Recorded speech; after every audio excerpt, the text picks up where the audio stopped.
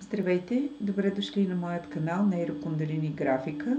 Днес ще рисуваме отново нейрографика, медитация за балансиране, хармонизиране и активиране на нашата трета сакрална чакра Манипура.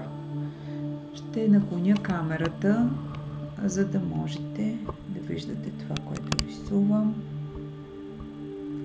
Ще ви дам, разбира се, както винаги, мъничко информация за самата чакра. Хубаво е, когато работим върху чакрата, ние да насочваме вниманието си там, където тя се намира в нашето тяло.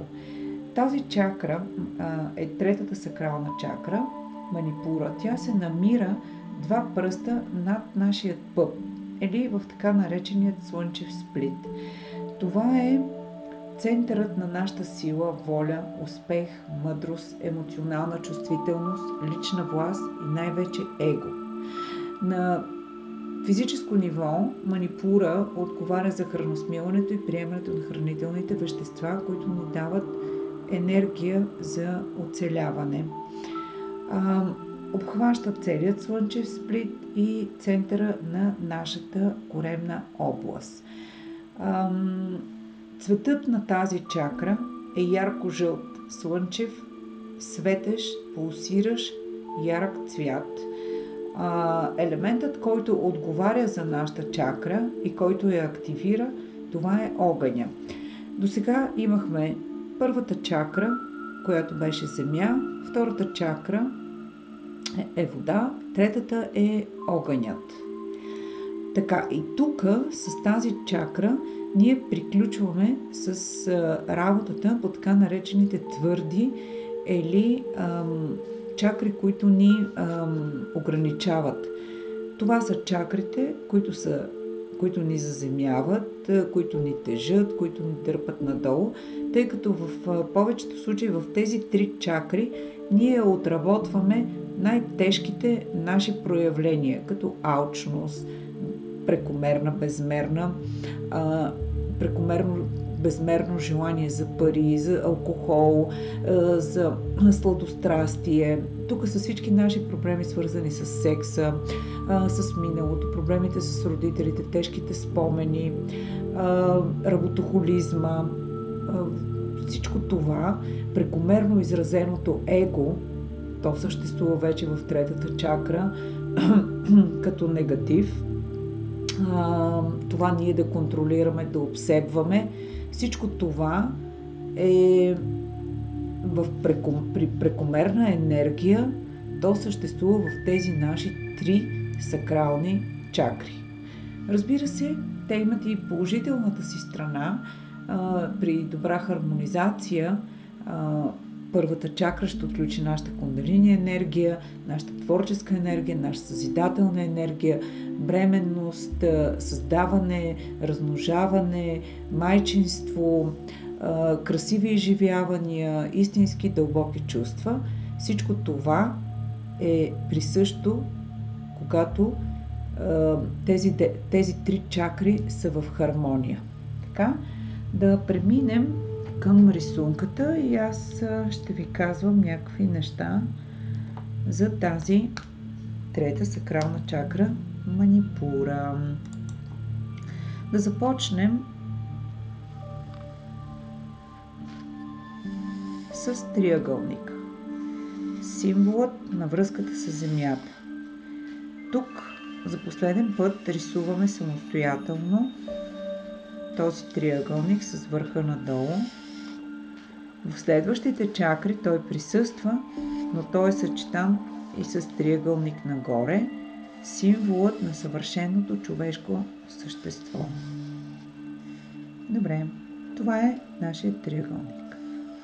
Тук в центъра изобразяваме нашето его. Около този триъгълник имаме кръг.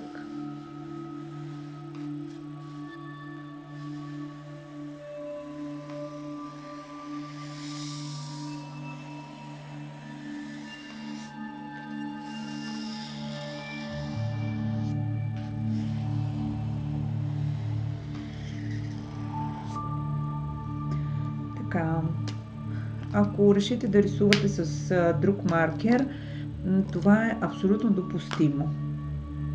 С друг цвят маркер няма да бъде грешно или неправилно. Аз ще си подсиля кръга с тъмно-синьо, индигово, защото това са цветовете на тази чакра. Ярко-жълто, червено и индигово. Сега, много внимателно тук разделете си пространството на условно 10 елемента.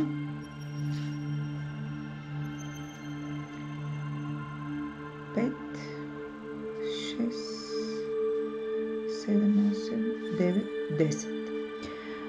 Горе-долу в тези сегменти, които сме отделили, ще нарисуваме 10 венче листчета от символа на чакрата. Сега, тези венче листчета имат словесно проявление и имат определени срички, които отговарят на тяхното значение. Те звучат така: тхам, тхам, нам, там, дам, нам, рам, пам. Тяхното проявление като цвят е тъмносиньо, а преведени тези срички означават невежество, жажда, ревност, предателство, срам, страх, отвращение, заблуда, глупост, тъга. Какво е това? Това са вритите на духовното невежество. Сега дословно ще ви прочета какво означава врита. Това са потоци на съзнанието, които като термин се използват в йогата, за да посочи умственото осъзнаване срещу смущенията в средата. Всъщност, да го приемем така, че това са проявленията на нашите смущения, които могат да настъпат при неактивирана, лошо активирана или чакра с недостатъчна енергия. Така, нарисувайте си листенцата, пребройте ги дали са 10. Хубаво да бъдат 10. Ако не ви се отдава да рисувате листенца или венче листчета, просто направете кръгчета или ги направете по-заострени, няма проблем. Достатъчно е да рисунката да е красива и да ви харесва на вас. Освен сложното его, което ни съпътства като проявление в тази чакра, вие чухте и другите негативи, които са жадност или жажда, ревност, страх.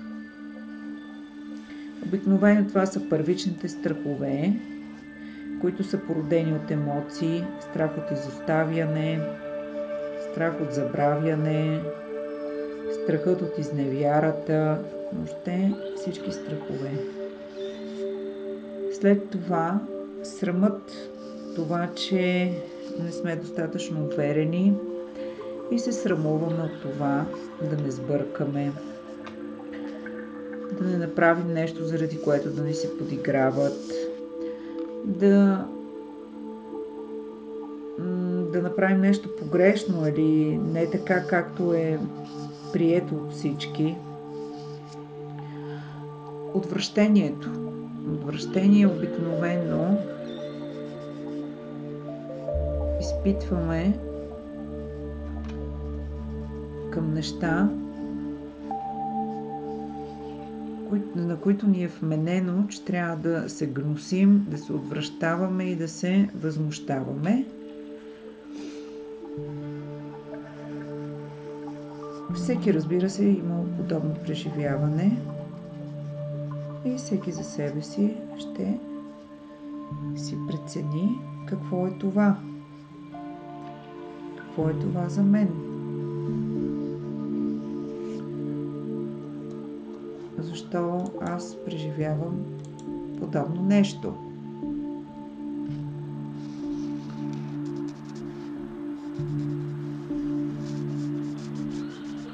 Освобождавайки се от тези травматични мисли, преживявания,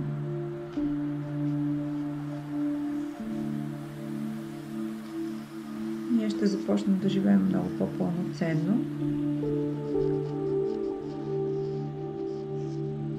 Не казвам загърбвайки егото, защото аз съм творец, а твореца не може да е без его. В смисъл такъв, че ако в мен няма его и творчески подем и импулс за създаване на нещо, всъщност аз никога няма да рисувам.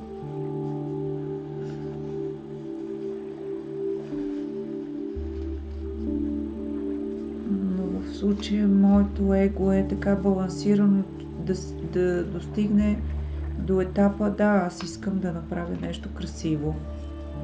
Не искам не да се състезавам или да се налагам, да доминирам. Не, просто искам да създам нещо красиво. Така, тук така ми се доиска да работя и да разсъждавам. Всеки от вас работи в рисунката, разсъждава си в неговата тема, от неговата позиция. Аз разсъждавам от моята. Няма да ви натоварвам с моите мисли. Така. Пускаме енергия през чакрите и казваме, че аз не се страхувам. Аз мога да обичам и да бъда обичана. Мога да бъда вярна и на мен да ми бъдат верни партньорите, да имам достатъчно самочувствие и себеуважение, да не се подценявам, да се ценя. Аз отстоявам себе си, аз съм.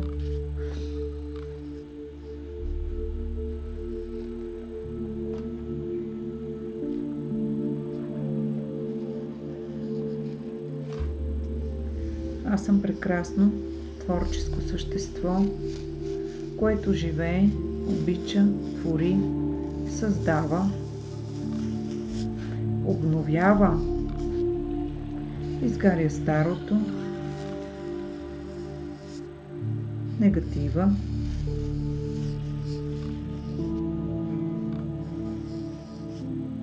Добре.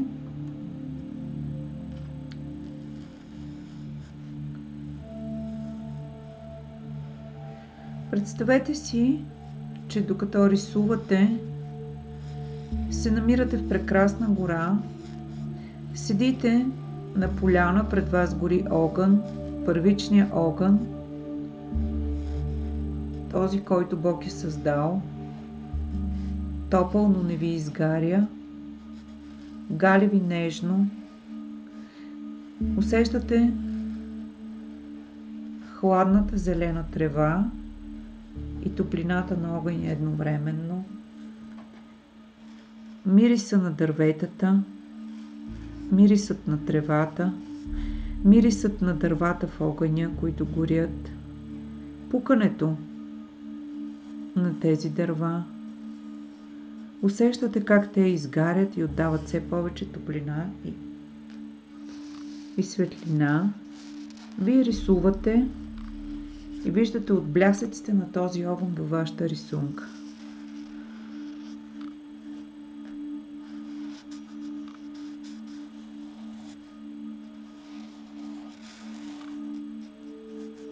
Чувствате се щастливи и пълноценни. Представете си, че вие сте в третия ден от сътворението когато Бог е създал природата. И вие сте сред тази природа. Сама.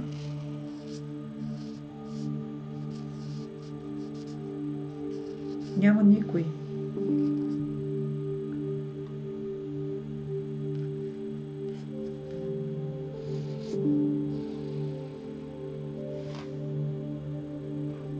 Там сте само вие и вашата същност, вашата душа и вашето тяло. Продължаваме да рисуваме.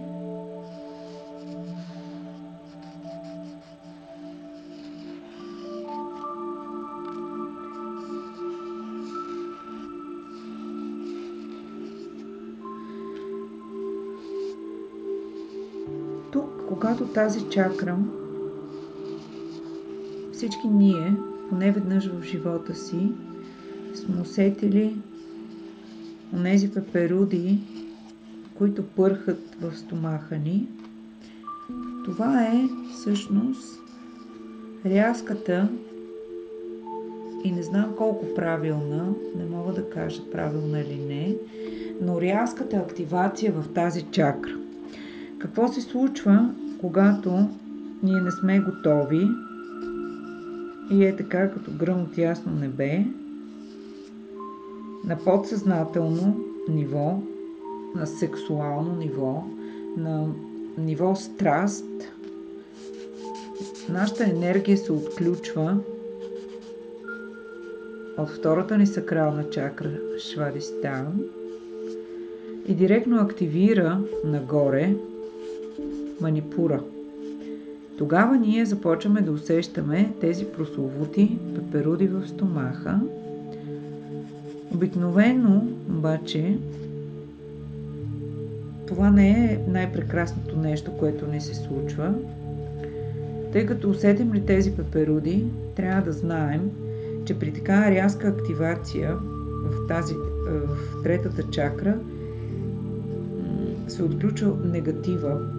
И обикновено такива връзки, които са стартирали с пеперуди, завършват с едни скандали на ревност, недоверие и липса на доверие, изневери, преследване, обсебване. Това се случва точно заради това, че чакрата не е била хармонично събудена с една хубава, нежна, бавна енергия, а е била събудена от импулсите на втората ни чакра, които са страст, силна сексуалност, силно сексуално желание. И тогава, рязко активирайки я, се получават точно тези така нежелани от никой ефекти. Затова, като усетите, че пеперудите в стомаха са много, бягайте. Или помислете просто, защо е така. Опитайте си да си укротите страстта най-малкото. Ако успеете да контролирате сексуалния порив, който идва от втората чакра, тогава може би ще успеете и да овладеете пеперудите в стомаха ви. Така, активираме земната енергия. Тя винаги присъства и трябва да бъде активна, когато работим с сакралните ни чакри. Активираме земната енергия, активираме огъня.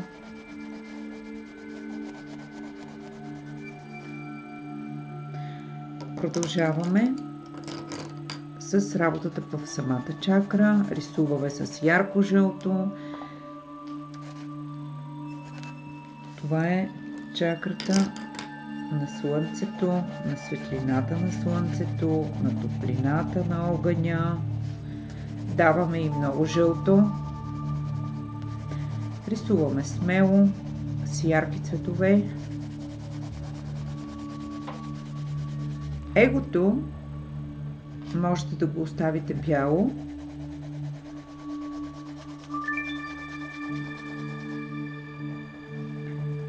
Защото когато нормализирате работата на финните си енергийни тела, ще усетите, че всъщност вие сте се превърнали в хуманно, нежно, балансирано същество и реално нямате нужда от агресията, която идва от неконтролируемото проявление на вашето его.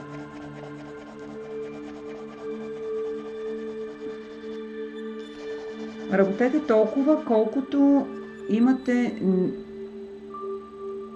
нужда да го правите. Никой не е казал, че трябва максимално да преизпълните рисунката с цвят. Може и малко по-схематично да работите.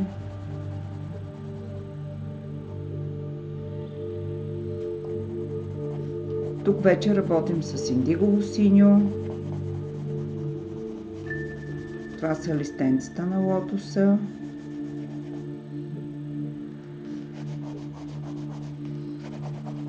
Преработваме всички тези страхове и натрупвания.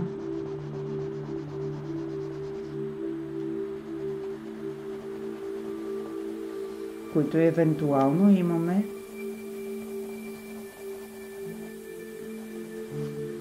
Защото аз съм сигурна, че има много осъзнати хора, които са преработили в себе си всички тези проявления.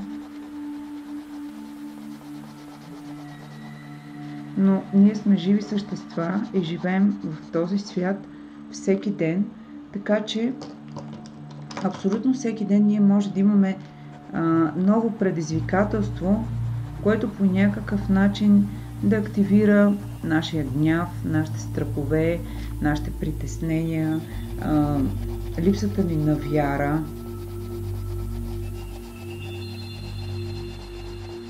Да се обезкуражим. В началото ви казах, че тук е жажда, но това не е физическата жажда да останеш жаден, а тук е жаждата или на прекомерното желание, обсебващо дори, да притежаваш. Можете то да се изрази в жаждата да притежавате вещи, имущество, хора дори. Нали, това вече го говорихме, когато има тежки състояния и вие изпаднете в абсолютната нужда да притежавате партньора си, да го контролирате. Нали, ето това е тази жажда, за която ви казах в началото. Направете красива рисунката. Винаги е важно да е красива и да ви носи естетическо удовлетворение. Аз за себе си смятам, че най-спокойното и най-релаксиращото и за мен най-така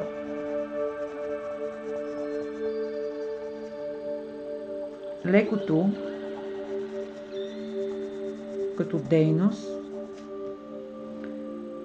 което правя, за да бъда в хармония, е да рисувам, тъй като обикновено не ми чисто физическите упражнения, дихателните, асаните, понякога крадат от моето време, което аз съм решила да посветя на друго и леко ме затруднява, докато също така започва и да ме домързява. Забелязала съм, че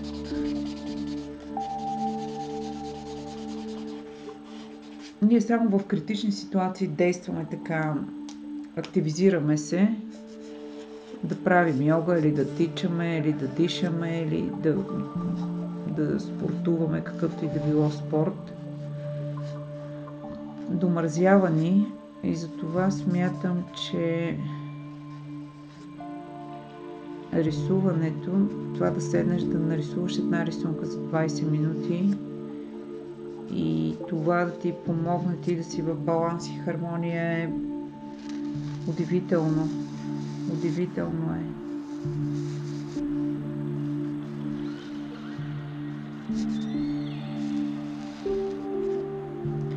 Добре. Всеки рисува толкова, колкото има нужда. Тук няма задължителен процес. Единственото, което ще направим като нещо задължително, ритуал, в нейрографиката знаете, че има